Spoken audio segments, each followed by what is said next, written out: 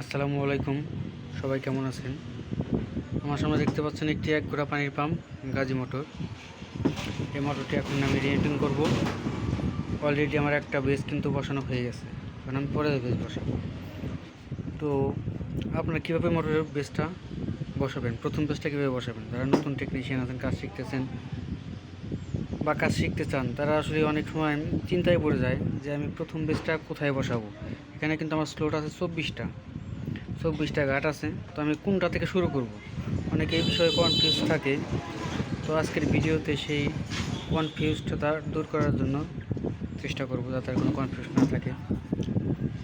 তো মোটর যখন আপনি কয়েলটা বের করবেন, তখন আপনার এটা খেয়াল করতে হবে যে আমার এই স্লোটগুলো ছোটো বড়ো আছে কিনা। আমার এই স্লোটগুলো ছোটো বড়ো আছে কিনা।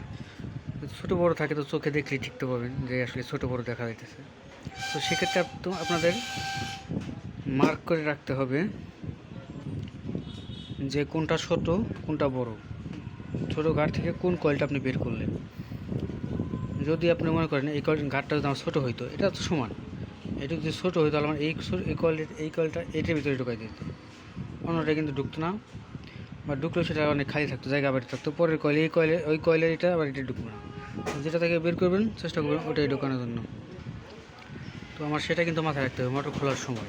অবশ্যই মোটরটা খোলার সময় খুলবেন, দেখে খুলবেন। আর যদি স্লোট দেখেন সব সমান, কোনো ছোটো বড়ো নাই, তাহলে সব যেমন খুশি তেমন খুলবেন, সমস্যা নাই। যদি ছোটো বড়ো সেক্ষেত্রে না হয়, সমান হয়, যে কোনো একটা জায়গাতে খুললেই হবে। তারপর দেখতে হবে মোটরটা কয় ঘাটে বাঁধা ছিল। যেমন আমার এই বেসটা ঢোকাইছে, ভিতরে কিন্তু 4টা স্লট বাকি আছে, 1 2 3 4, 4টা। তার মানে কি আমার কয়েলটা কোথায় বসছে দেখেন, এই একটা মাঝখানে একদম 4টা বাদ, তার মানে 6 নাম্বার। এটা 1 নাম্বার, এটা 6 নাম্বার। 1 নাম্বার ঘাটে বসছে আর 6 নাম্বার ঘাটে বসছে, মাঝখানে 4টা বাদ। বুঝতে পারছি বিষয়টা? তারপরেরটা তাহলে 6-এর পরে 8, তারপর হচ্ছে 10, তারপর হচ্ছে 12, তার মানে 6 8 10 12 এভাবে বসছে।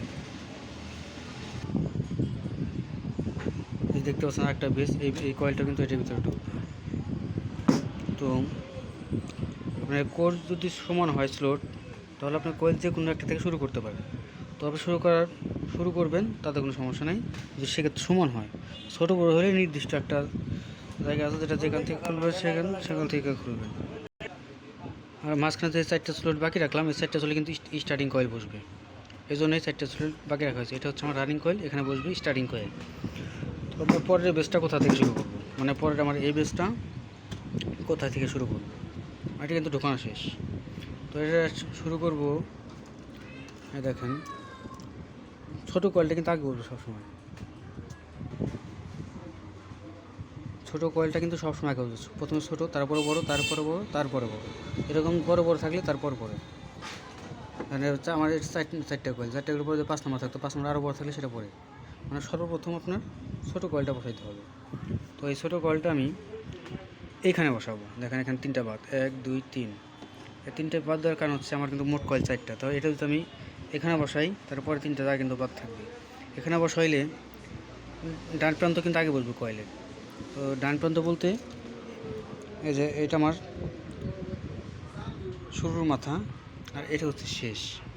তো শেষের মাথাটা সবসময় আগে বসবে, এই সাইডটা এই পাশে বসবে, আর এই সাইডটা বসবে 6 নাম্বার গেটে। তাহলে 1 2 3 4 5 6 এখানে দেখেন ওই পাশেও কিন্তু আমার 3টা বাদ রয়েছে, 1 2 3। তার মানে এই পাশেও 3টা বাদ দিতে হবে, এই পাশেও 3টা বাদ দিতে হবে। প্রথমটা ঢোকানো হবে, এই দেখেন 4 নাম্বার কয়েলে, এখান থেকে 4 দেখলে 6 বলতে হবে, 4 5 সরি 1 2 3 4 5 6, এই 6।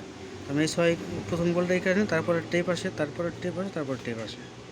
আচ্ছা, আমি 4টা কয়েল ঢোকানোর পর আবার আসতেছি। দেখতে পাচ্ছেন আমার দ্বিতীয় ব্রেজের প্রথম কয়েলটা কিন্তু ঢোকানো হয়ে গেছে। এই দেখেন এই পাশেও 3টা বাদ রাখছি, এই পাশেও 3টা বাদ রাখছি, মাঝখানে 4টা বাদ, তার মানে এটা 6 নাম্বার কাটা আছে।